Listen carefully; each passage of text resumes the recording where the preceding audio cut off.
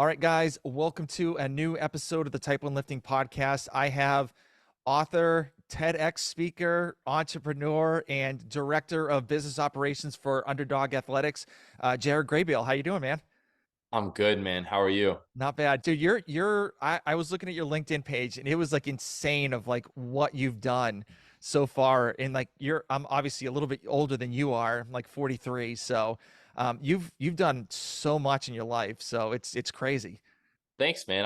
I've been at it a little while, and yeah, thank you. I do want to, I guess, correct you, and I'm sure this is my fault. I haven't updated maybe something on my LinkedIn. Although I'm still very well acquainted with Underdogs, I'm not currently the director of business operations with Underdogs Athletics. Okay.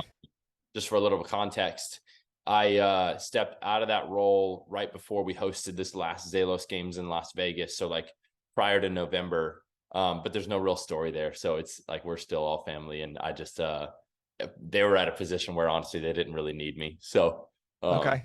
yeah, so worked myself out of a job there, but yeah, I just want to correct you there. All good. If you like, yeah, anyway, so not super important, but figured it's worth clarifying. Okay. So you started out like as a personal trainer. So what was kind of like what kind of made you get involved as a personal trainer?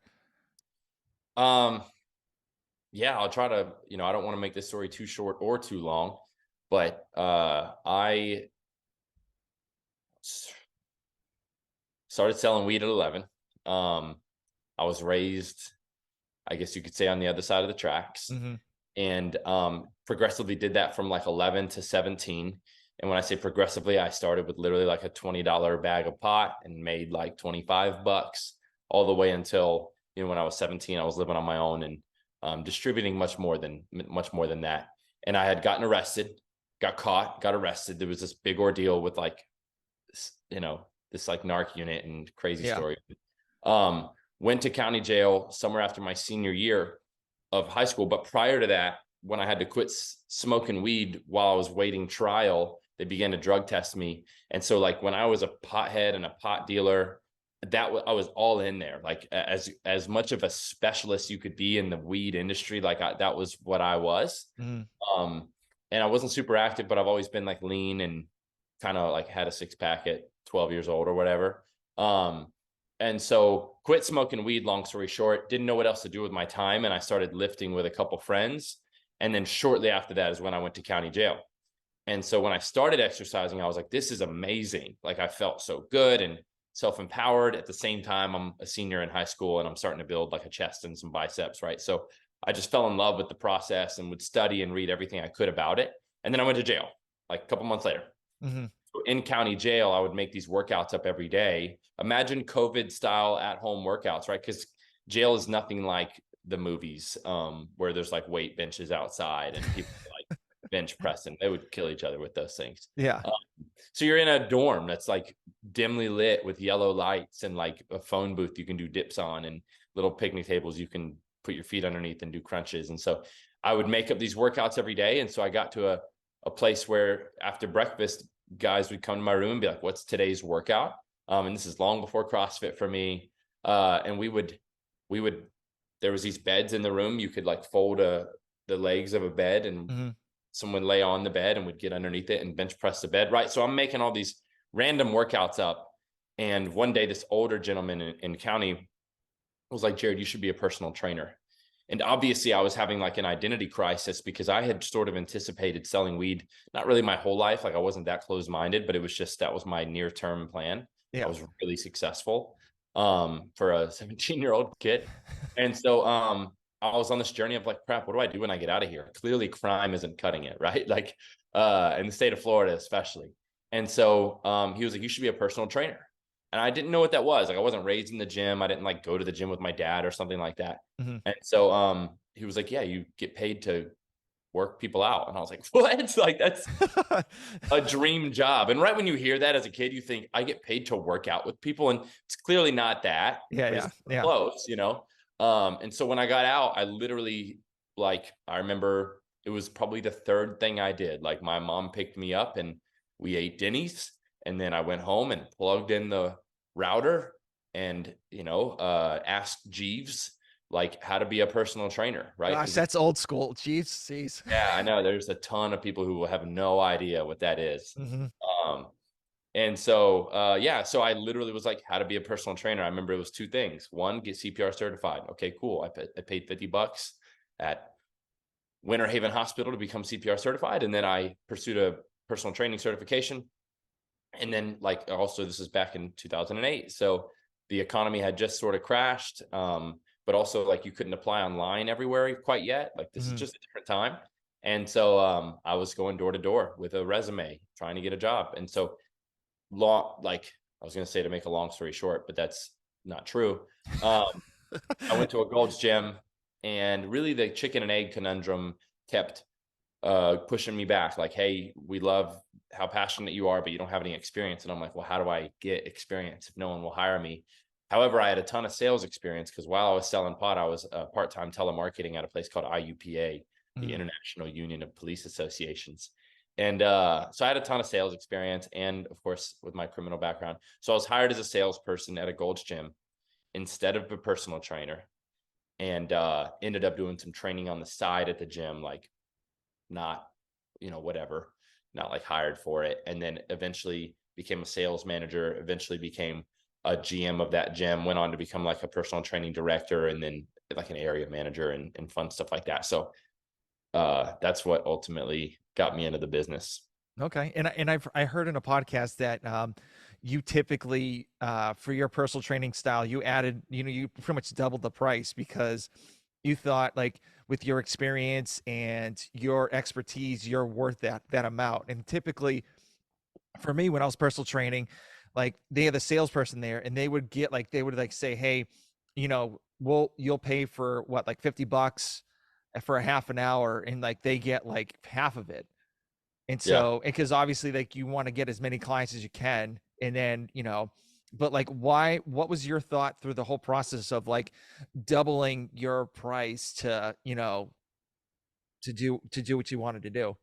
Yeah. So kind of to give a little bit more context to that story. So from 2008 to 2015, I had progressed in like management roles at health clubs, and ended up being a relatively successful like area operator for a chain of health clubs, and never quite got to just personal train.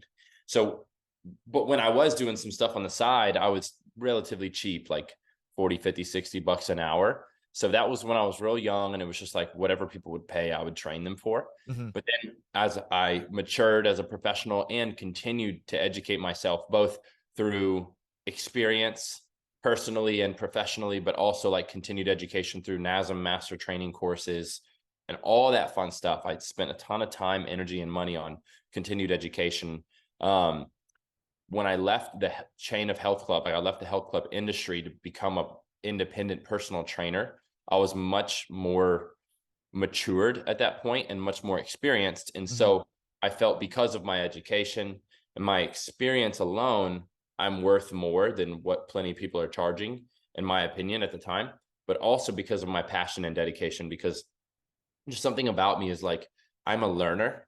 And I think that's a superpower as a personal trainer, because you can have a generalized personal training certification and still be a great trainer. Yeah. But, when I have a 17-year-old kid that tore his ACL playing high school football, but he wants to go on to play college football, he needs to rehabilitate, re-strengthen, gain symmetry back in the left leg as it relates to the right leg, which wasn't damaged, right? Versus my next client an hour later that it has onset, Alzheimer's, right? So like those are two totally different people. Generalized personal training certifications definitely help you with those people, right? Like we have a periodization model through the National Academy of Sports Medicine, and of course through CrossFit, there's a plethora of information. Hmm. But because I would have this 17-year-old and I would just be burying myself in the books on what's the best way to approach training this kid, right? Like, what does it look like for a kid to have a torn ACL versus a grown person? And then having this person with Alzheimer's, early onset Alzheimer's, like, what does this training model look like for him? I need to challenge his brain and his body at the same time. And so because I was so passionate about learning those things, I knew that that was worth more, because I knew a ton of other trainers that weren't anywhere near as passionate about the people or the process of learning. And so naturally I was like, I'm just going to charge more because I feel like I'm worth more, but also because I wanted to be able to justify helping other people. And I never really liked discounting my service. For example, let's say my dad needed personal training, or a broke friend of mine that's gained a ton of weight since high school or something like that, right? Instead of me being like, yeah, $25 an hour, just come on, I would just say, I'm going to train you for free once a week because Yeah. I'm charging $100 an hour for everybody else. So I'm positioning myself financially in such a way where I have X amount of time to serve the community, for those ad hoc opportunities like that present themselves. Whereas if somebody's charging $60 an hour and somebody really needs some help, they're like, man, I wish I could help you, but I don't have the time or the money. For me, however, I could work 30 hours a week training, make $3,000 a week at $100 an hour. And at 25, years old, living in Lakeland, Florida, where the cost of living is relatively low, Hmm. like that's really, really, really good money, It right? So is. like Yeah. a friend is like, hey, I really need some help. Then I'm saying, hey, I'll train you for free, but you have to show up once a week. If you don't show up one time, like I'm done. Like I'm not going to do this free thing on and off.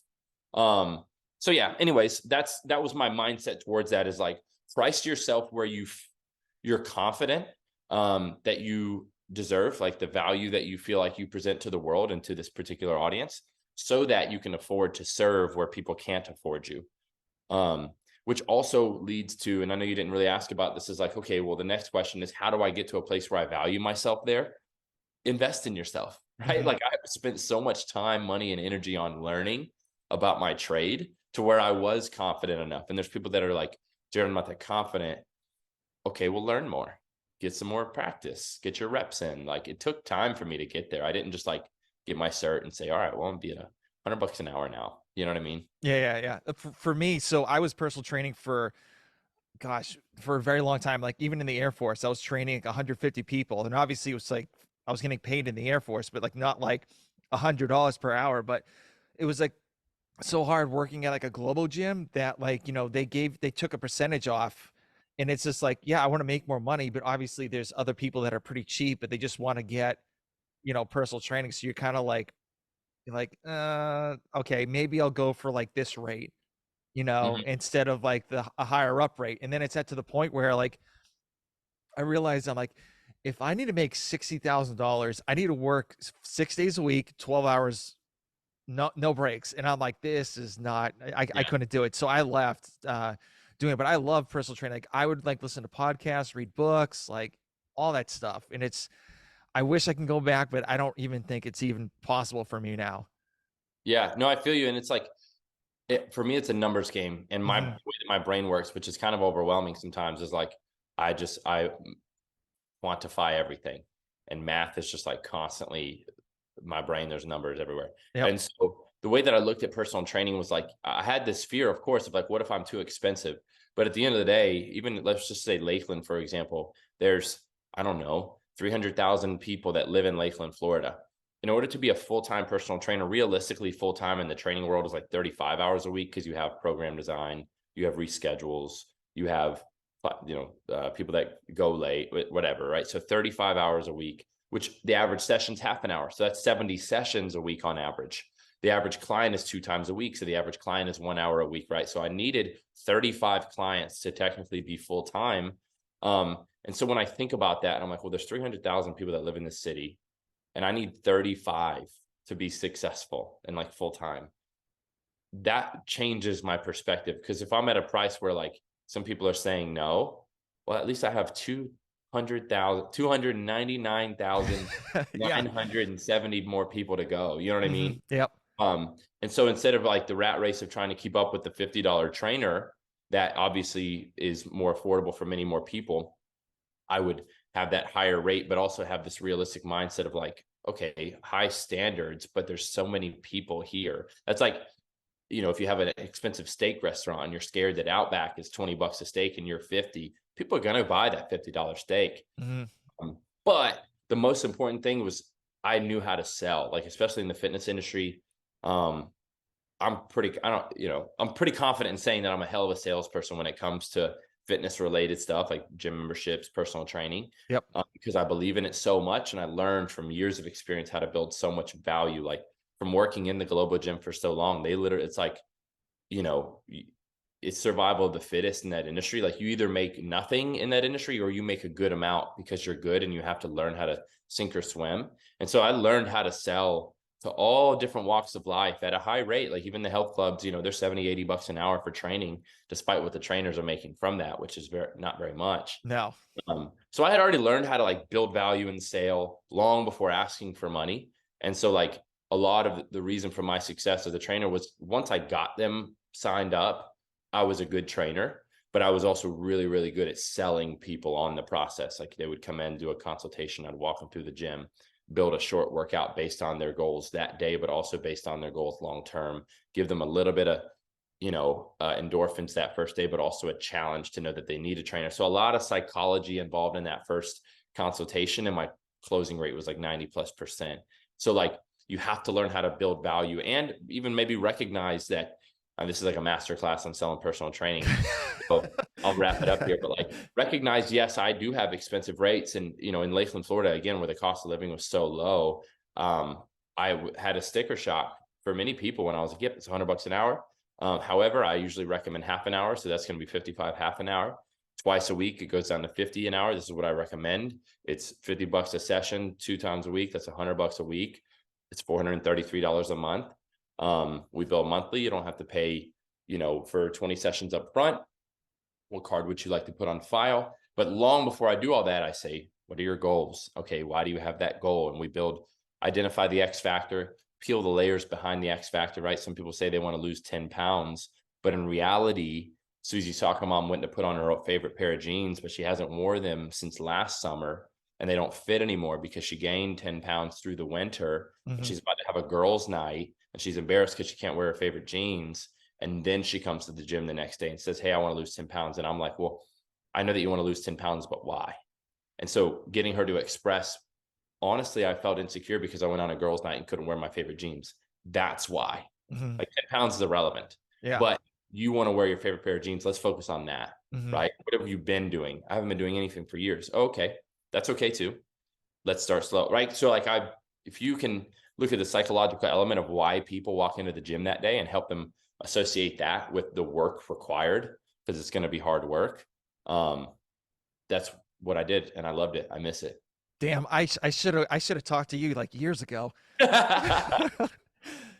So did you get like burnt out at personal training at all, or like, you know, or you just like loving the process, the whole process that you just like kept on, you know, grinding it the whole time?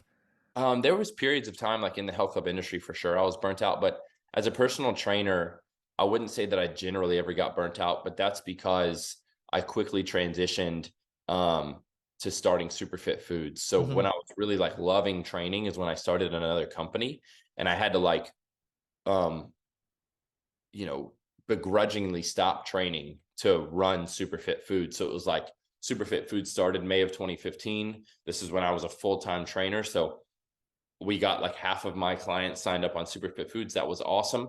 But as that client base grew, I mean, I was the total operating CEO of the company, responsible for like every in and out. Like I'm meeting people at Starbucks and signing them up for meal prep, and I'm running to the kitchen and I'm delivering on Thursday. And so I was like, okay, I need to not cancel any clients, but when people decide not to renew, like I need to let that go, right? So that was Yep. like a process of like, okay, I'm not selling myself. And I, you know, there were people that like were waiting for me to have free time to train just because I was relatively successful. And I'm in a small town too, so people talk, positive word of mouth and Yeah. whatnot. So yeah, I kind of had to begrudgingly stop training, and then Superfit Foods got really busy, and we ran on a skeleton crew, right? Like for the sake of profitability and figuring it out. Like I didn't really have any experience in that industry, so yeah. And then by October, I had left completely. And then by November, I moved back to Jacksonville. And by February of the following year, I brought Superfit Foods to Jacksonville. Okay. So like like obviously like you're going into like a new, you know, business with food and stuff like that. So like what was like the learning curve in that whole ordeal of like starting, you know, Superfit Foods? Yeah, like the whole thing was a learning curve, bro. Mm-hmm. So imagine like 6 years of a learning curve. Jeez. So, like that when we started Superfit Foods, I was at one of a high of my life, and like making really great money, doing something I really love, controlling my schedule. I didn't have any employees to deal Hmm. with. And the opportunity my former partner had presented, he was a member at the gym. He owned a local supplement store, and he saw kind of me come into the gym, and like very shortly afterwards be very busy. And he was like, "Hey man, you're very entrepreneurial. We should do something together." And to whole other story, but I had moved to Lakeland to open a gym, and that fell through before it even started. And so that's why I started one-on-one training. And so he was like, we should open a gym together. And I was like, at the time, like, I think God really wants me to do something different. Otherwise, he would have allowed for me to open up the one previously that I had planned on. And then he was like, what about a meal prep company? The reason why he brought that up was like a couple of reasons. One, it was 2015, and that idea was just getting started. Like it was Hmm. just kind of becoming popular. And he had a friend in Tampa doing the same thing. I was also a bodybuilder at the time, like a competitive bodybuilder. So I was very much into the meal prep thing. And all my clients would do most of what I said, right? So like they were all on meal plans and things like that. And so when he brought that idea up, I thought, man, that would actually be pretty easy. Most of my clients will sign up right away. And so overconfidence is how we started that company. Yeah. Uh, Knowing what I know now, which is a double-edged sword, I would not start that company today. Which is just the irony of ignorance, right? It's like it's a blessing and a curse. And so I thought, heck yeah, I could sell the crap out of some meal prep. And I did. And lo and behold, you need a whole operation behind the scenes fulfilling these orders. Hmm. And so we went from cooking in my partner's kitchen because he had a nice big house, and we had one cook right away. That was my only thing, was like, I'm not cooking, I'll do everything else. Um, and so we had one cook right away. We had like 100 meals a week, and then it became 500 meals a week. So we had to Wow. go to the commissary kitchen, and that was still relatively low maintenance. This guy rented out space in his kitchen, and we would use it every like Saturday, Sunday, Tuesday, Wednesday, and then deliveries went out Monday and Thursday morning.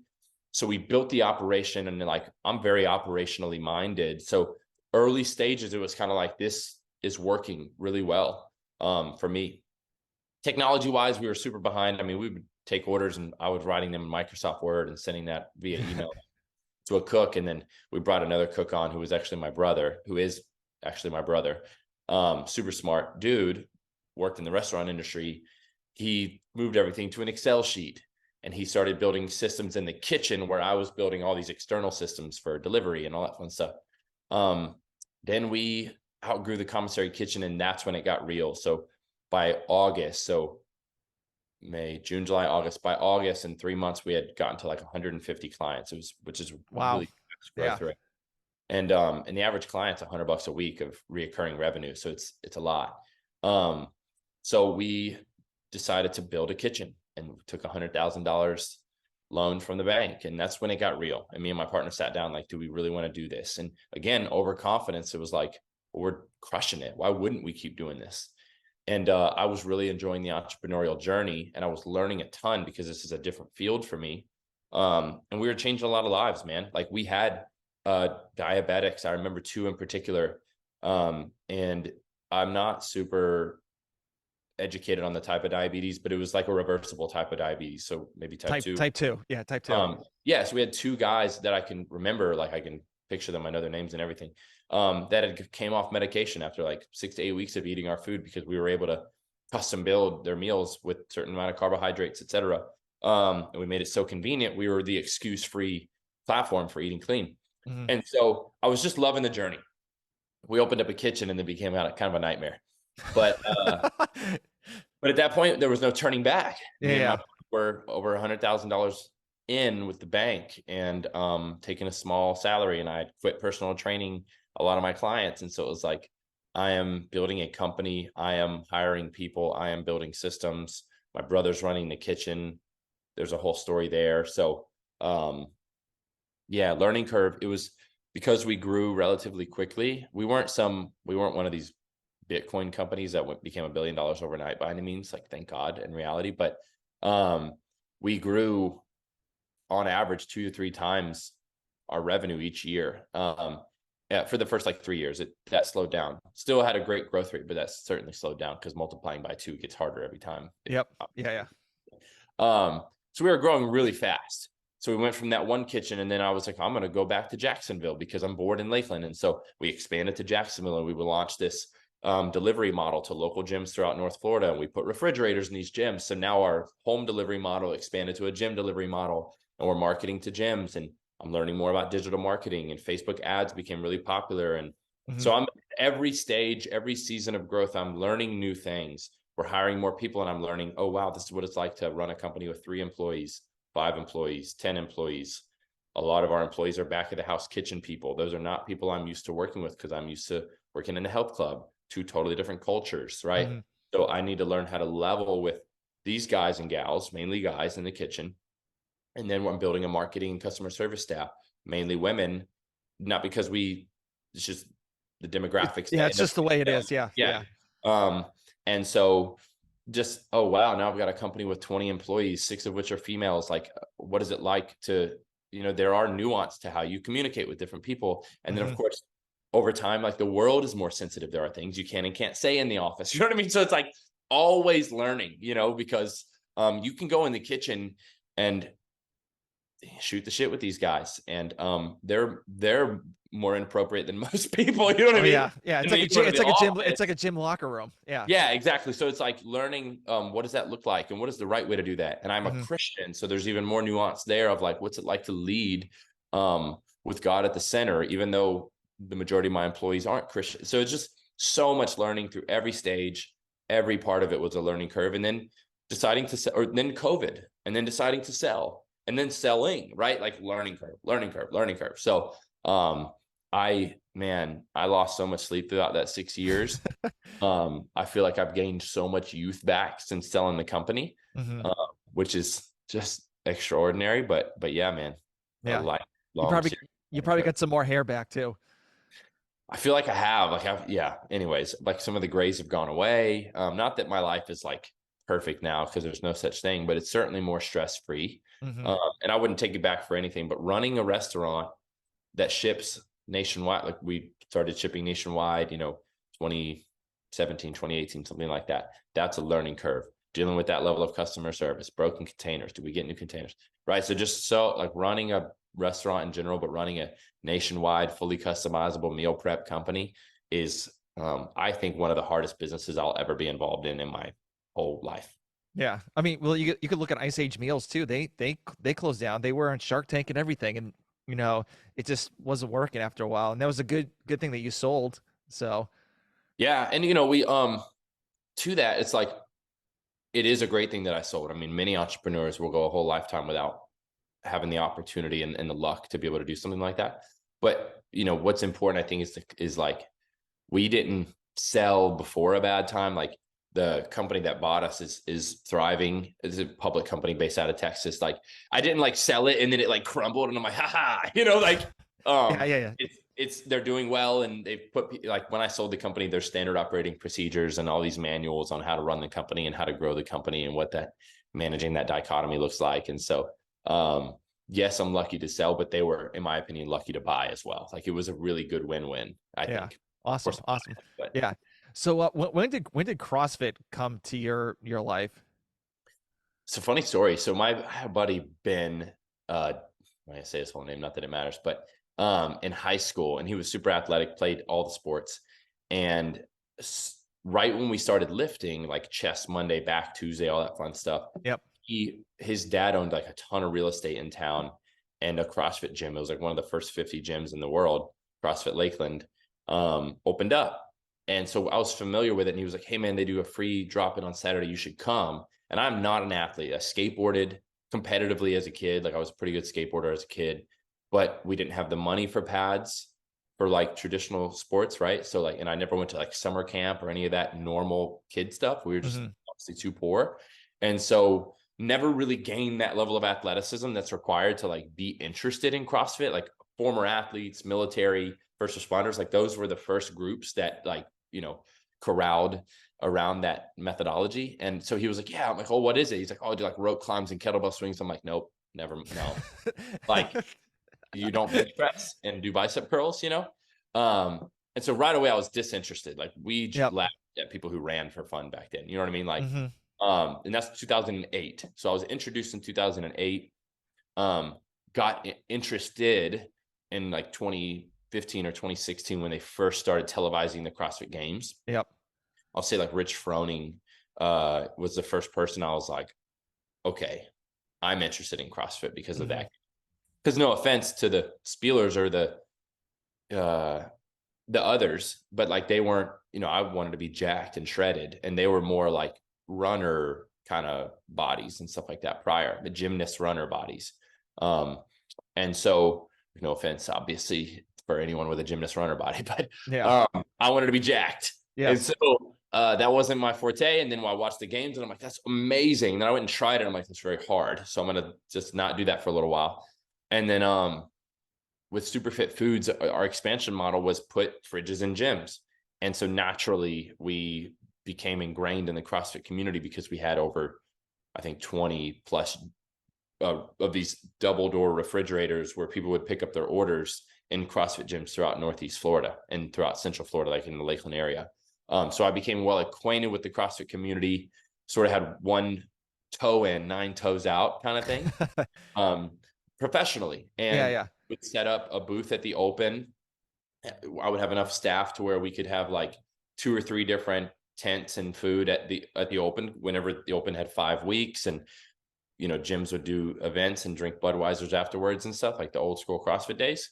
And so we would always do that. And I would end up doing, like, I would cherry pick one workout that I'm like, well, I can do those things. I can burpee and pull up or whatever.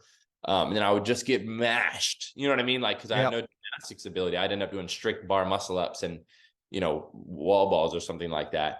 And just be like, I'm never doing that again. I'm wearing Vans or something too, right? Before they were like the athletic style Vans. So that was my experience for years in CrossFit. So I loved it from afar, but was still in love with bodybuilding. I have like physically, I did pretty well at bodybuilding because of just my genetics. And I just, it was like a sport that I gravitated towards because of a natural inclination for looking that way. Mm-hmm. And I didn't necessarily love the sport of bodybuilding, but I did pretty well and I competed in some fun stuff like that. So then I went on to powerlifting when I got bored with bodybuilding. Pretty much reached my cap there quickly, like within a year. Just meaning I knew I wouldn't deadlift more, bench more, or squat more without drugs. And so didn't really want to do that. Not that I had never done drugs, for what it's worth. Anybody listening, I had done it as a bodybuilder for a little while. And so this is circa like 2013. So don't drop into a class and be like, that steroid user, it's 10 years ago. But anyway, so I did powerlifting clean and was like, I'm never getting stronger. Like, Yeah. this is it for me. So I stopped doing that because that wasn't fun anymore either. Did a Spartan race and realized, holy crap, I'm so unathletic, but I love throwing some things around and jumping over some things. And so I was like, I need to run more. And that's 2017 or something like that. Mm-hmm. Fast forward to 2019, I signed up for a triathlon with a buddy, had to learn how to swim, started doing some more circuit training, hit style training. And then we were like, let's just go to CrossFit, bro.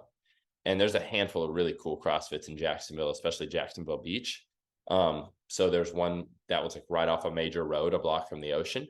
We were just like, let's go to CrossFit Black Hive. And so we did.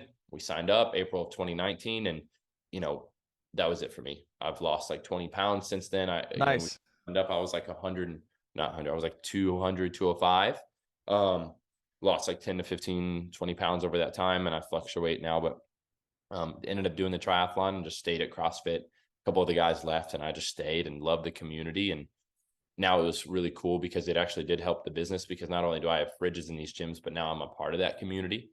So that's my CrossFit story. By the way, I'm not good at short stories. So It's okay. All good. Don't worry about it. when I get asked a question, I just see like a tree of places to go with answers. And I'm like, what's the smallest tree that I can build here? all good. All good. I mean, so you've said you're an entrepreneur, and like I think that, like, with the entrepreneur, like the entrepreneurial space is like, I don't like that word entrepreneur for me personally, because I think just everyone uses it. Yeah, it's outplayed for sure. Yeah, and I just think it's just like, I just say, I have a podcast and like a t-shirt business. I don't say like entrepreneur or anything like that. Is that kind of what you think too? Yeah, but it's like sometimes when people ask me what I do, it depends on the person and how much time I have Mm-hmm. to the question and their real level of interest. But sometimes if I can tell that this is like super small talk, I might just say I'm a fitness entrepreneur. You know what I mean? Like, Okay. Yeah. uh, but if they're actually interested, I might go into because it is like long winded whenever you are a fitness entrepreneur to answer all the different questions, Mm-hmm. or not just a fitness entrepreneur, one in general. Um, so yeah, I try to avoid the question. A lot of times I'll just say I'm a consultant because that's also very general. Yeah. Um, and And you the, you you also have a consultant company too. Or is it a marketing consultant company? yeah, like business and Yeah. marketing consulting. Yeah. So Um, which, which is so transferred a little so bit how too. did you get involved with that? So 2017, started Superfit Foods in 2015, and I'm the type of person that when I learn something, I love to teach it. Mm-hmm. And so through social media, through word of mouth, um, people had known me as someone. I mean, I'm one of those people that when I post on social media, it's like a mini blog, right? Like I just want to share with the world what I'm learning. And so I had Superfit had gotten some success publicly, like people were seeing what we were doing, and naturally random people began to reach out like, hey, I've got this business idea, or hey, I'm running this business, I'd love to grab coffee and pick your brain.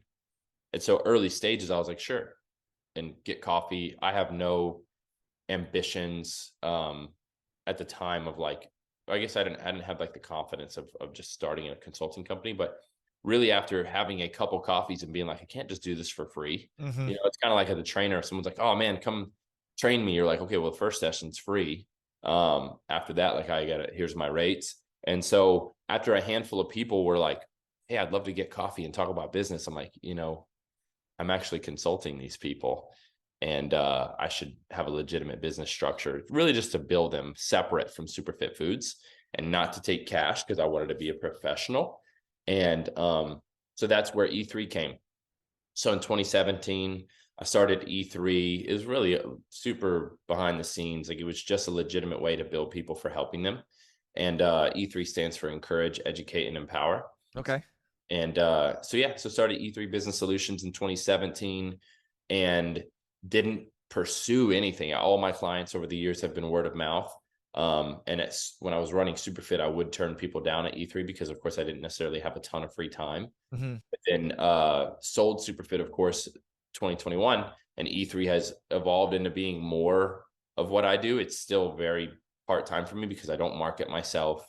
It's like when there's a unique opportunity and someone asks me a random question and I begin to answer that question, they're like, oh my gosh, I wish I had someone to help me with this. And I'm like, well, I actually do have a consulting agency. I do this professionally. And Mm-hmm. they're like, oh, wow. So I could pay you. And I'm like, yeah, you could. In theory, we should talk about it more. You know what I mean? Like, Yeah. um, so that's usually how it works. Or someone watches a podcast like this and they're struggling with their business and then they DM me and ask me how it works or something like that. But yeah, so that's, I would say 50% of what I do now professionally is E3 business consulting. And that's when people ask what kind, general business consulting. I don't necessarily discriminate. I have some unique businesses that I work with.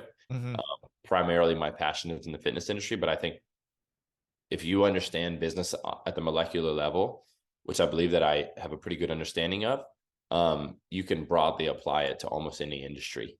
You know, finding the right people, pursuing the right mission, Yep. like building processes around that mission. Is that mission profitable in the long term and the short term? Like those are generalized business concepts. And so if you can apply those with the right people, like you can be successful, whether you're in tech or in fitness or in food or whatever. Yeah. And also finding that purple cow too. The purple cow. Yeah. Have you read that book? Yeah. Yeah. I was a quick read. It was interesting. But yeah, it Quick was reads are usually the best. I mean, like you have, and then you have Who Moved My Cheese. You have mm-hmm. Raving Fans. Like these are all just illustrative short reads that are like actually really impactful. Like the impact per page is far greater than some of these 500 page like um you know Yeah, you'll pick like one thing out of that 500 pages. You're like, oh, okay, I could use this and apply that. And it's just like, okay, I wasted more time on the 500 compared to, just like a 150 page book. Yeah, yeah. You took a year to read something that got you just as much value as something that took you like 3 days. Yeah, exactly. So what made you decide to start the Zellos games? Um, so I had sold Superfit in March of 2021, and prior to even selling or exiting the company, I knew I wanted to take like a year road trip around the country. Oh yeah, I've got to ask you that too. Yeah. Yeah, so that was the plan. And throughout the process of selling the company, I was also selling like a bunch of my furniture. I had like a 2 bedroom, 2 bath condo near the beach in Jacksonville, and lived there by myself. So I had a bunch Mhm. of stuff. And so I had to get rid of all that stuff, put all my stuff in storage. Anyways, went on a cross country road trip. And even though I knew I wanted to take somewhat of a sabbatical, even though I was still consulting a couple clients very part time, my mind is like, what's next? What's next? Like, that's just how my brain works. I'm sitting at the coffee shop writing down what's next, and patiently observing my thoughts and thinking through what do I want to do next. And uh, just from having conversations and communication with some higher level athletes in the space that I had gotten acquainted with from even prior to my road trip, and then especially on my road trip because I'm dropping into CrossFit gyms all over the country. Mhm. You know, COVID was really tough on CrossFit Games athletes all over the world because it became this online competition. Yep. And then afterwards, it became really tough because people from Australia couldn't even come, get visas to come to the games. And so I looked at, okay, there's this problem in the sport where travel is an issue. What if someone started an online competition for cash prize in the off season to really supplement the CrossFit Games season, or to support it? And what if that company repurposed a lot of the online content for entertainment purposes, and so um, I bounced around this idea of an online CrossFit competition for cash prize. And of course, this is 2 years ago. So the idea seemed even better back then than it does now because we were still very much like coming out of the COVID stage. Like, I didn't know if live competition would become what it was once. And it is now, again, very similar Mhm. to what it was. So that was the original inspiration. I shared that idea with some people, and the majority loved the idea. So that's where the Zelos Games was birthed, right? And so the mission was to create more earning for athletes and entertainment for fans, because I recognized in the sport there's not a whole lot of earning opportunities and there's not a whole lot of entertainment opportunities for fans. And if there was earning opportunities, you had to travel across the country, across the world, spend an arm and a leg, stay for 10 days. And even if you get 12th place, you might end up net negative $3,000 or something like that. Yep. Uh, I wasn't really intending on trying to change that because that's how it's built currently. But I wanted to add another opportunity where athletes could maybe make some money from the comfort of their own gym, just like the Open, where there's more financial incentive. And then hopefully the fans would be interested enough in supporting that mission to where there's like a financial model. So the first year was all online. The second year we transitioned to have a live element because I feel like the first year we fell short on reaching that like entertainment for fans goal, because all online content is still fun, but it's nothing like live competition. And so we had the live invitational last year in Las Vegas, which was a blast. Yeah, and it looked like it was a lot of fun too. So I mean, you had like this past year, you had like Hiller as the head judge, which was like obviously cool because like it was kind of like almost put your money where your mouth is when it Yeah. comes to like the video content and like him being a head judge. And then you had like Savon and their crew like filming it too. So and I know you guys been, I know through the other podcasts, you guys were talking like month to month about like how this thing was going to be set up. And Oh yeah. and then also, so you had kind of had like the red flag challenge, the challenge flag on Mhm. this year. So what was the reason for that? And who decided that was going to be a part of the Zells games? The reason for that was we don't know why there's not a reason. Like, we don't rephrase. The reason why we did the challenge flag is because not there wasn't a real flag, but the reason why we did challenges in the competition is because we don't understand why there's not challenges in the normal Yep. sport of CrossFit at the semifinals and at the games. Um, Judges make mistakes, and athletes should have the opportunity to refute those mistakes professionally. So that was really it. Very simply, it was like, hey, all of us agree that the games semifinals should have this, and they don't. So why don't we give it a try, and then maybe we'll learn the hard way why they don't have it. Fortunately, we didn't. It worked out really, really well. But I can't tell you who proposed the idea. Maybe Hiller, maybe Brian Friend. I don't know that I'm creative enough to be the first one to say that. Okay. Uh, but I do know that everyone else was on board right away. And I'm sort of like the cautious optimist. And of course, I'm the proprietor, I guess you could say. So, of course, I was like, well, how's this going to work? And it looked a lot different at first until like the final product was very simplified because we had to make it as simple as possible, as easy to truly execute. Mhm. But yeah, it was, I believe we gave them one challenge per day over 2 days. And if they use a challenge and they, you know, it's not reversed, then they lose that challenge. If they use a challenge and it is reversed, they keep it, just like in professional sports. Yeah.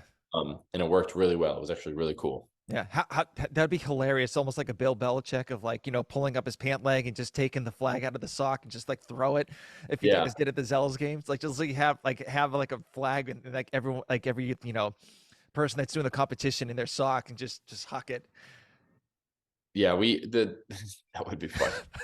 Um, we need to just like strap little red flags around the athlete's arm or something like that. That way Yeah, they can exactly. throw it. With us, basically the rule was on the field of play. Before you leave the field of play, you have to decide: am I challenging that call? Right. So if there was a series of egregious no reps during your thrusters, and you're just so frustrated, it's like, don't get frustrated. Just wait to the end and challenge that call and let us know. Maybe not the specific repetition, but let us know it was the second round of thrusters and the judge gave me 3 no reps and I'm challenging 2 of them. We're like, okay, let's watch the film, fast forward to that second round and look for what he or she is talking about. That's basically how it worked for us. But if they left the field of play, they couldn't come back and be like, hey, my judge had mentioned, like, Hmm. no, it needs to be right away. There's like no peanut gallery, no like someone DMing you and being like, hey, I saw from this angle, like you need to challenge it right away so we can be quick. Yeah. So I don't know if I got the name right. Alex Suzanne had the handstand walk this year, and I guess her family was recording it and actually saw her put her 2 hands down, and so that's helped. That kind of helped them like do the challenge flag for that one. Not It was. exactly. Um, so basically we had multiple camera Yeah. angles. Yeah. We had basically Savan was the broadcaster for the Zealous games, and Hiller had like our quote unquote official camera like centered on the field of play, but Alex was kind of over here. Yeah. She was in it, but like we couldn't see at an angle that would be clear. But Savan had 5 or 6 people with iPhones filming the whole. So we used, I don't remember which angle it was. I mean, it was obviously like a side angle because Alex was in like the first lane or the fourth lane, whichever one was, if you're facing the field of play, she was the far left. It was a really interesting call. So had to be 25-foot unbroken handstand walk for 6 reps, I think, 150 feet. Hmm. And it was a race to the finish. And it was her last one. And she began to really struggle. She's so strong. So she can walk on her hands with her elbows bent if she wants to. Towards the end, she was. And so she fell going through that finish line, you could say, right? Because the handstand walk is completed. Let's say like the camera, this line for the camera is like the line for the handstand walk. It's Hmm. completed when both palms are beyond that line, right? So if I get my hands to the ground right here, that's a final rep, right? Yep. However, the rules state, and we really copied these from CrossFit, that if your feet touch the ground before your hands cross the line, that's a no rep. And so she went back because the judge called a no rep. She went back and completed it. She challenged that. We found the right angle. And what we found was that her hands had crossed the line prior to her feet touching the ground, which we have this screenshot of her literally falling in midair. Hmm. And her forearm touched the ground, but there's no rules against the forearm touching the ground. And so it begs the question really for CrossFit to say, should we rephrase that to hands must pass the line before any extremity touches the ground? Or do we keep it and say hands must pass the line before your feet touch the ground? Because realistically, the knees could touch the ground. Yep. I mean, like, so there is, I think, an update that needs to, like, for our competition, we will be more thorough with verbiage in the future if we care. Like, I don't know if we care about the forearm. It might be interesting to see someone fall to the forearm and push back up and finish a handstand walk. Like, Yeah, that'd be impressive. Yeah, definitely. yeah. So per the rules, she won that challenge, right? Because we can't change the language because of a challenge. That would be completely unprofessional and unfair. Yeah. So yeah, we have this screenshot of her just like falling in midair. Her feet are not touching the ground, but her hand are beyond the line. And it was really cool because in a normal competition that would never happen, and she would lose. You know, Mm-hmm. she had to go back. It was like 30 more seconds. Like, that's a dramatic shift. But she fought for that win, and she deserved it based on the rules and the standards. And the judge did a really great job because we're talking about a millisecond here. You know what I mean?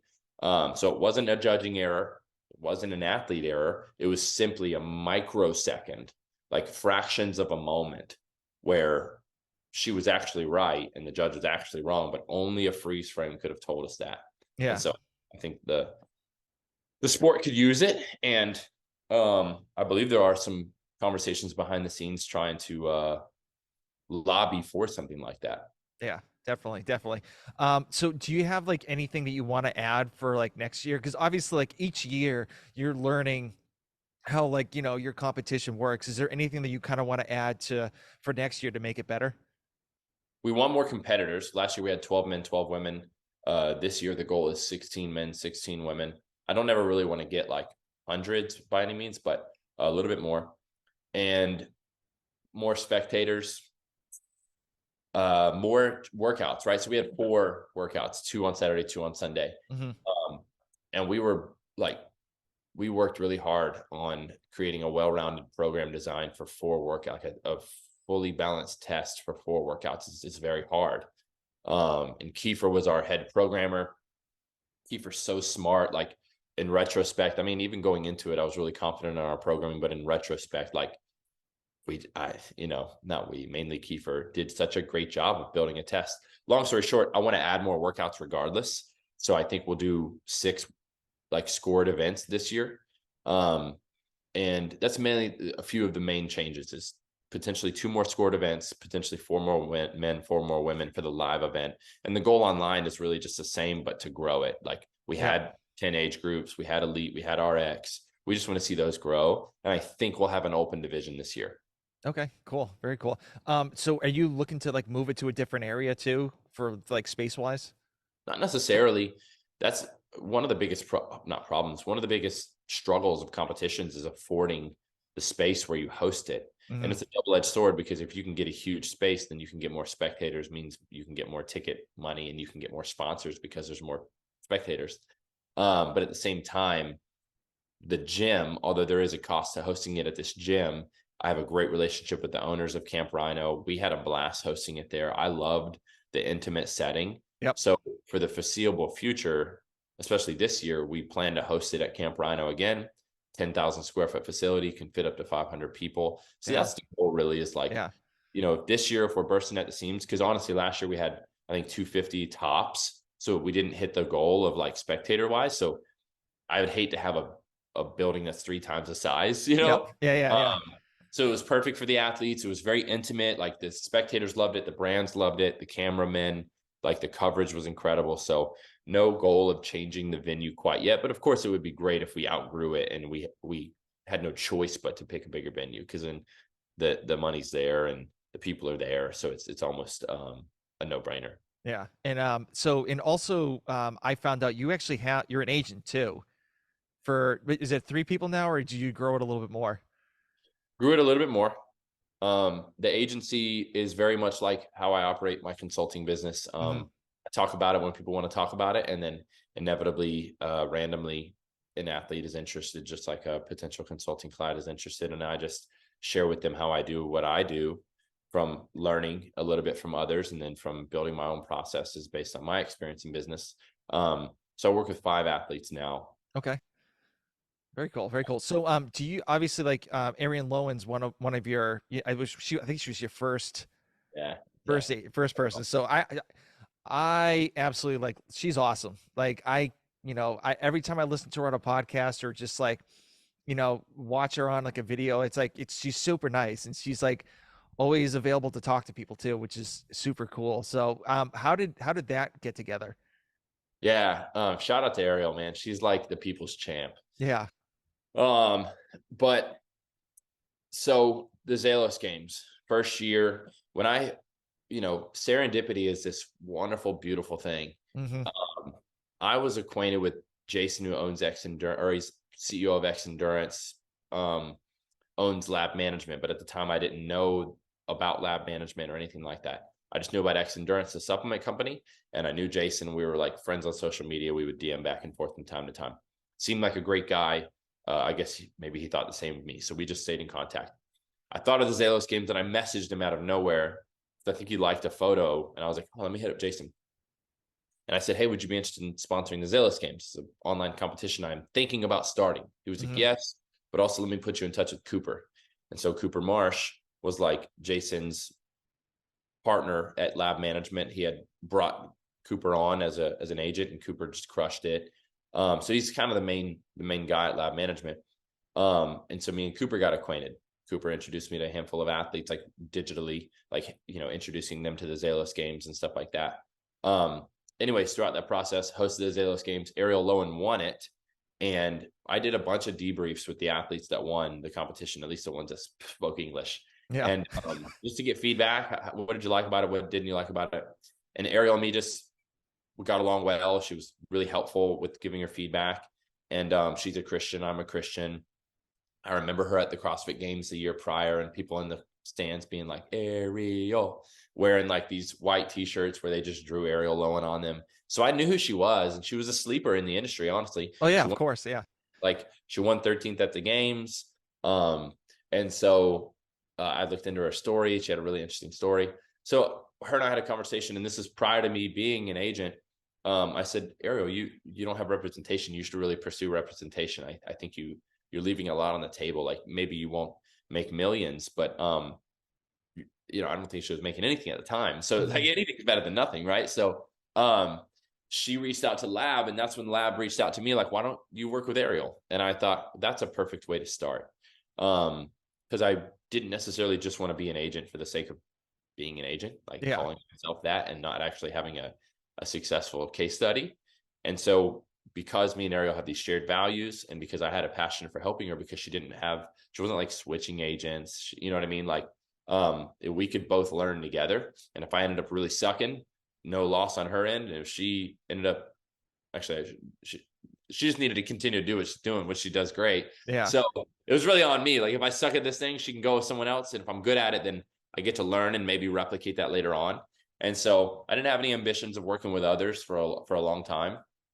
I wanted to really prove to myself that I was good at this thing. Hmm. And I don't know that I'm necessarily good, but I've had some success with her, and she's done really well for herself, because obviously a lot of her brand partnerships are built because of her athletic prowess and her personality. So I would say she made it kind of easy for me. But anyway, a couple of people reached out, and I began to work with a couple more people. And so now I'm honored to work with a couple more athletes. Caitlin Van Ziel out of Australia, who's Hmm. for one in Oceania, going into the quarterfinals, which is so exciting. So exciting. She was at the games the past 2 years on a team, and she went to the games individually the year before that. And so just got this great track record. She's working with Justin Kotler at Underdogs Athletics, which is how we serendipitously got introduced. Sasha Nieves, uh, technically second fittest in South America, fittest in Argentina, now working with the Proven team. Picked as a favorite coming out of South America, going to the games. Hmm. Riley Beebe, who's a teenager, right? So we're not like aggressively pursuing contracts left and right. Really, the focus is to make sure that she's as taken care of as she can be, and that she's not maybe being taken advantage of by brands and things like that. Me and her dad developed a relationship at the games. We just met randomly in the gym, and he ended up being a parent of an elite athlete. So we stayed in touch and ended up working together. And then Andre Houdet out of Europe. Oh, very cool. Okay. Yeah. So Yeah. um, just a genius of a person, Hmm. and a really cool dude to work with. So yeah, those are my current clients that I get to Nice. work with. Yeah, it's really fulfilling. Yeah. So are a lot of like companies reaching out to them asking for like promo codes and stuff like that? Like how does that work? They like just say like a company reaches out to like Ariel Lowen, and then does she send the information over to you to kind of look it over, and then you go back to them? Like how does it work for, the athlete agent to, business?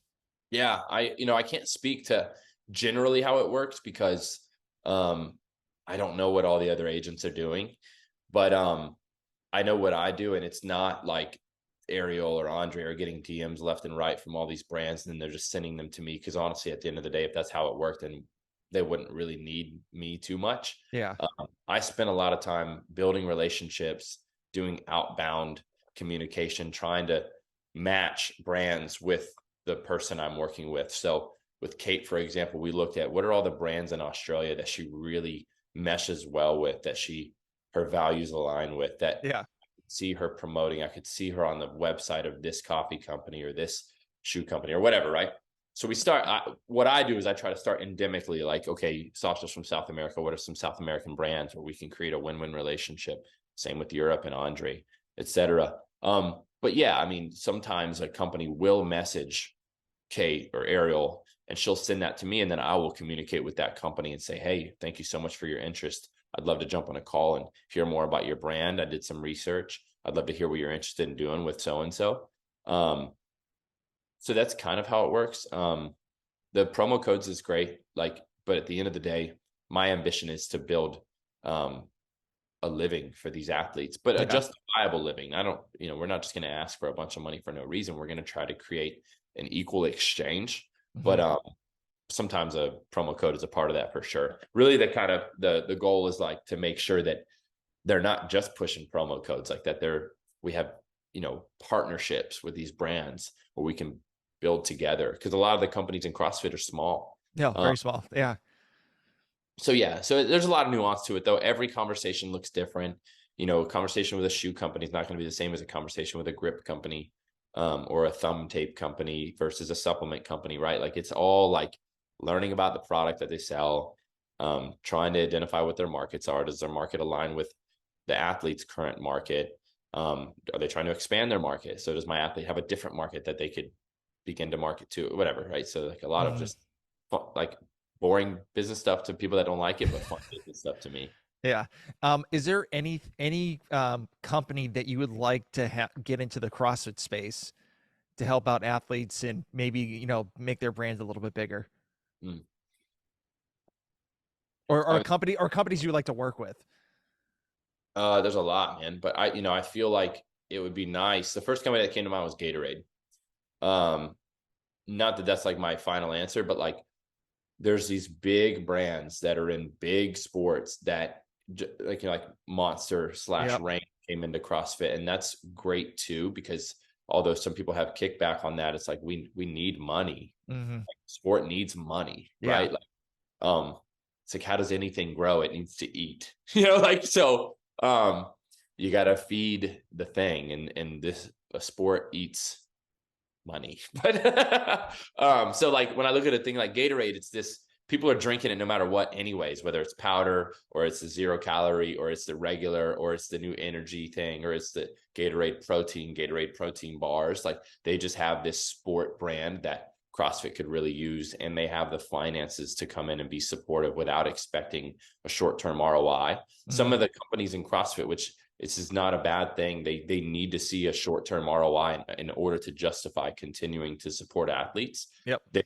Their budgets are built on their current revenue. They don't have billions of dollars in investments, and they're not a public company or whatever. So, and then I think of Nike. Like, it would be, Nike was and is in the space to a degree, but Nike is one of the most successful companies in the world, and they build their brand based off of elite sports. And I think CrossFit is the most impressive sport in existence, in my opinion. And I think that Nike could do better by being more involved in the sport. So Hmm. that's another thought too. But there are plenty of other companies, um, Kind Bar, right? Like, you don't really see any CrossFit athletes promoting Kind Bar. A lot of CrossFit athletes promote CrossFit endemic brands, like brands that are birthed within CrossFit. I would like to see more of those external brands that like health influencers or fitness influencers or like, Globo Gym style athletes are promoting. Like, it would be nice if they were in CrossFit too. Hmm. But CrossFit has to prove that it's worth it, honestly, because it's an investment at the end of the day. So it's just a long rabbit hole to go down. Yeah. And you also need people to kind of, get involved, not get involved, but like understand like how CrossFit works. Cause obviously like you have people that are from global gyms that are like, oh, that's not even a pull up, that's like a Yeah. chest to bar pull like kipping. And that's like, that's not even like not even working anything. And so you just need to get people to understand what CrossFit really is too, to kind of help out. Yeah. And it's, at the end of the day, it's it's business. It's all about Yeah. business, Yep. especially to these big brands. They didn't get there by not measuring ROI and looking at KPIs and fun business acronyms. So like Snickers, for example, sponsored Brooke.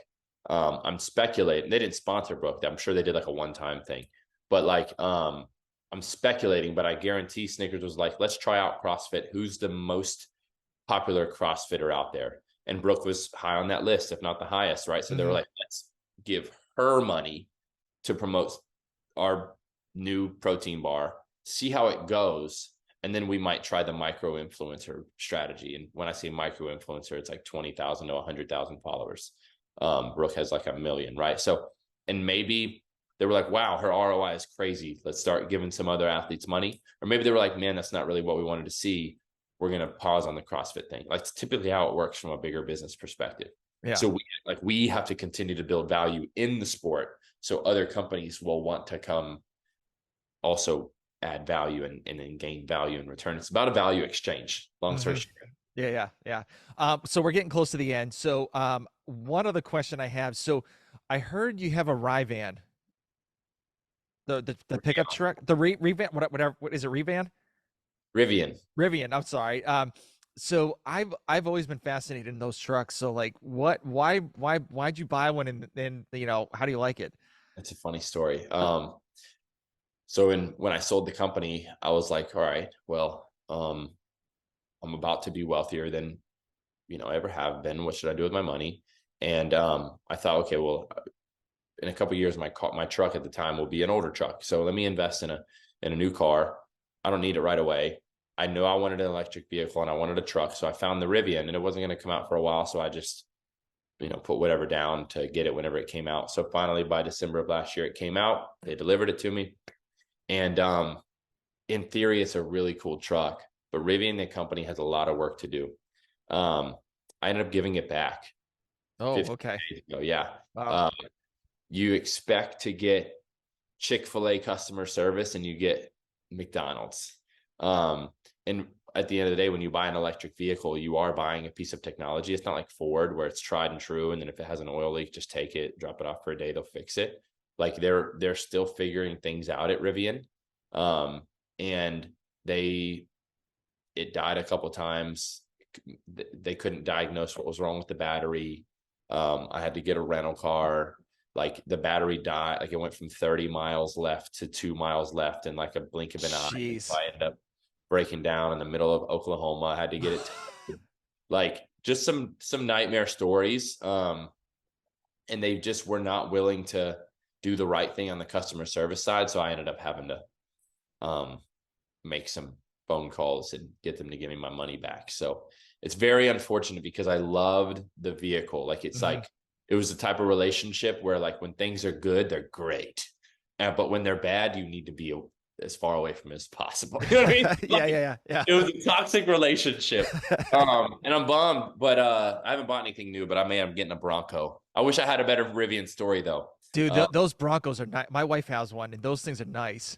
Yeah, so that's probably what I need to do something in the next week or so. Okay. Yeah, I recommend. My wife has the oh, what is Like it the called? wild track, like the bigger.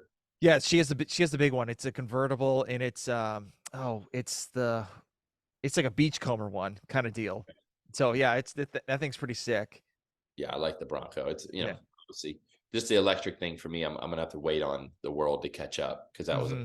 But honestly, it's better for Teslas. Tesla has its own network of chargers and everything, but Rivian is a little bit different story. Yeah, definitely. All right, so we have some final questions. Obviously, it's kind of like close, like kind of leaning towards the middle of the year. But do you have any goals, like personal or business wise, you want to accomplish by the end of the year? Yeah, man. Going into every year, I set a ton of goals. Like I have a ton of goals. I break my goals up in different ways: personal, professional, financial, and play. So play is like I want to bungee jump, I want to see two concerts. Like so I have a ton of goals and it just keeps me in a rhythm of not getting too hyper focused on business and Hmm. side of personal, right? So personal, I want to do 3 triathlons. I want to clean and jerk 315. I want to snatch 275, right? So I've got some like things there. But professionally, I'd like to I wrote a book a couple years ago and I, published that. I I bought it, by the way. It's Awesome, man. it's it's it's it's coming today. I hope you enjoy it. It's super quick, easy read. It was meant to be that way. It's like 110 pages probably. You could read it in 2 hours. But I'd like to launch an audiobook. So I'm kind of behind the scenes putting that together. I'd like to relaunch the journal. So I came out with a journal a couple of years ago, but I've personally used it countless times. So I want to launch a better one with better material and a little like bookmark thing. And so there's some entrepreneurial stuff I'd like to do. I have some financial goals professionally. Like, it's cool as an agent, if you reach your financial goals, like that means that you're helping someone else make some like, a certain amount of money. So it's kind Yeah. of motivating for me. So I have a bunch. They're all measurable, specific, attainable, realistic, time-based. So yeah, those are some of the specific ones, but Yeah. read, I think 20 books this year, launch the audiobook, launch a new journal, get X amount for these athletes, do the Zalos games again successfully, and be able to build a model that can be repeatable. So that's some of my goals. Awesome. Anything with the podcast? I've thought about because obviously we shelved athlete stories prior to last year's Zalos games and we have not picked it back up. So I've considered it. I've actually had some conversations with different brands within the CrossFit space to potentially partner up on the podcast to build something better. I want something like, I loved athlete stories, but there was just something missing about it that I need to add. And so I'm working on what that looks like. But I guess you could say the goal is to get the podcast back up and running. Okay, cool, very cool. Yeah, because I listened to it. It was very good. I'm So glad. and I know there was like 3 renditions kind of deal. So you started like who you are, and then you talked about like nutrition and stuff like that, and then you went to the athlete stories. And so it's kind of cool to see how it grows from when you first started to now. Yeah, I've changed the name like 3 times. Yeah. I noticed that too. So, next question is, what's your favorite book? It can be like fiction or nonfiction or whatever. Well, I'm a Christian, so the answer would be the Bible. But without like that answer aside, and not just because I'm a Christian, I truly enjoy reading the Bible. It's a fascinating story of how the world. Anyways, first one that came to mind is How to Win Friends and Influence People. Yep, good book. That's more of like a sales and business book. I read so many. I mean, so, Yeah, it's a good amount. And then there's a couple more in my bedroom. So love to read. One of my recent favorites that I reread is The Count of Monte Cristo. Just incredible. Way better than the movie, even though the movie is incredible.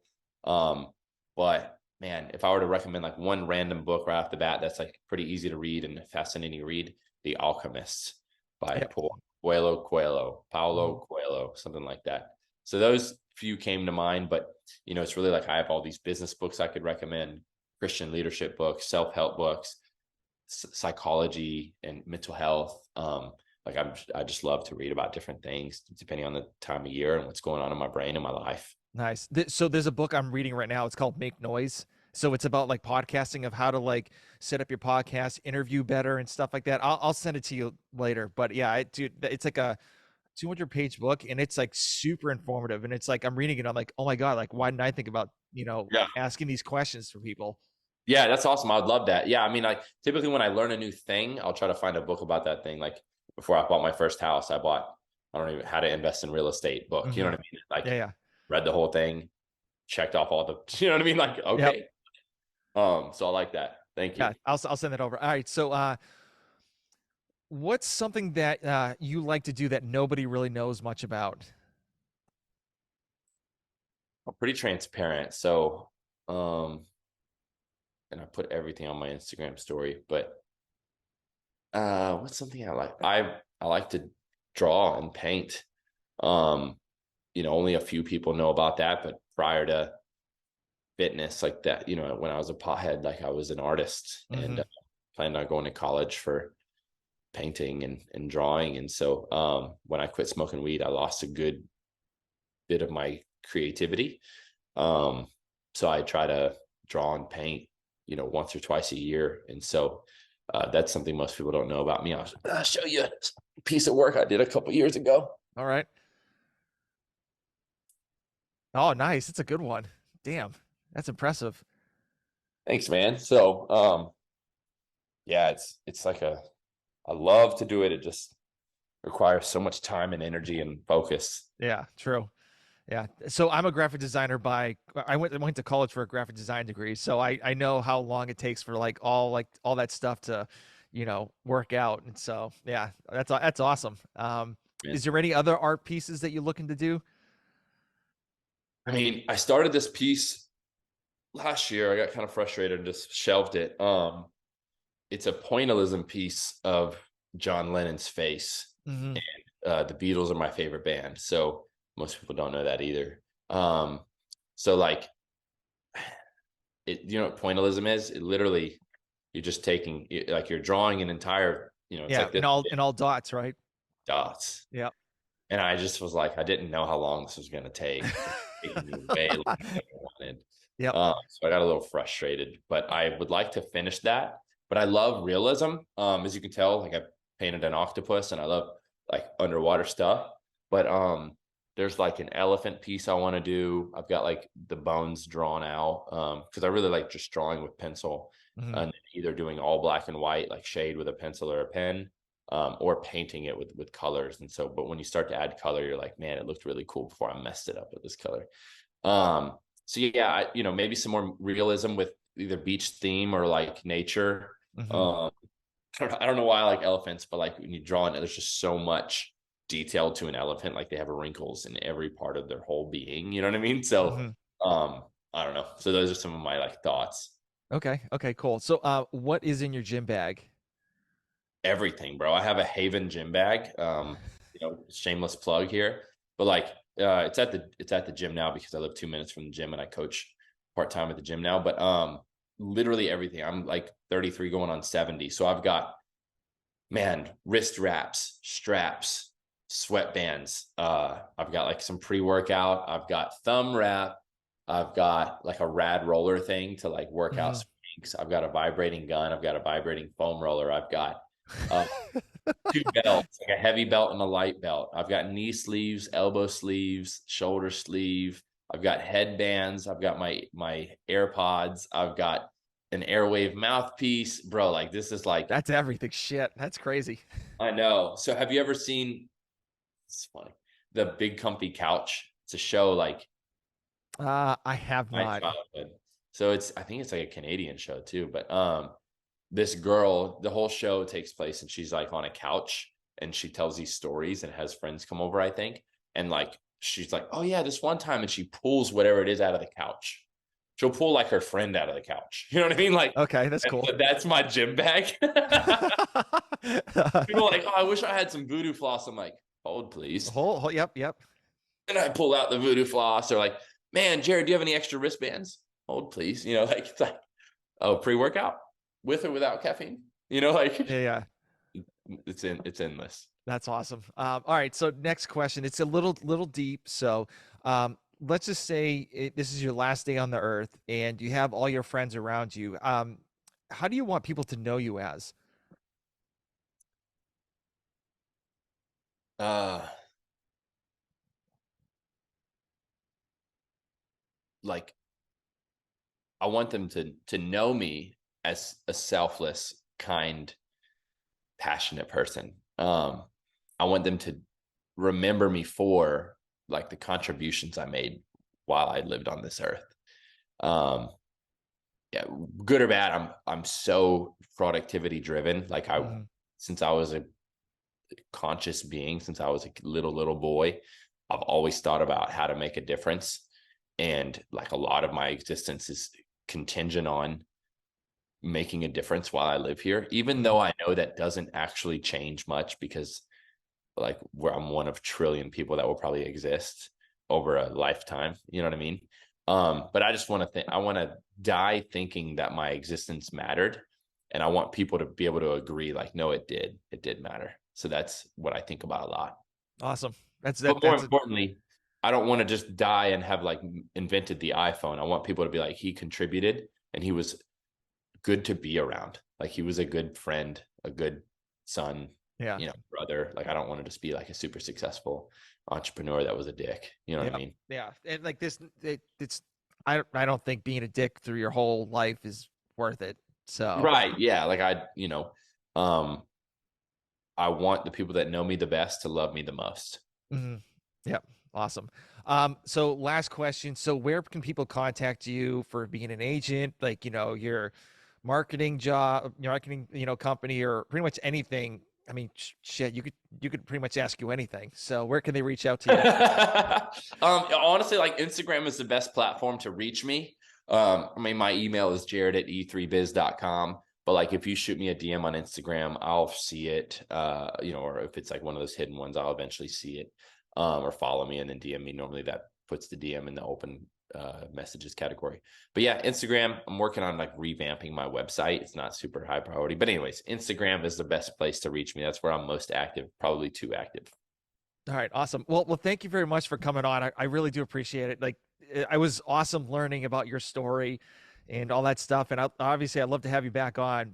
Maybe after the Zealous games or before, and to kind of see what's coming up and everything. Yeah, that would be exciting, man. And I'd actually, I'd love to learn more about you. So let's plan on having a conversation next time. Yeah, definitely. All right, All we'll right, talk brother. to you later. Thank you for having me. See you. See you. Don't hang up yet. Don't hang up.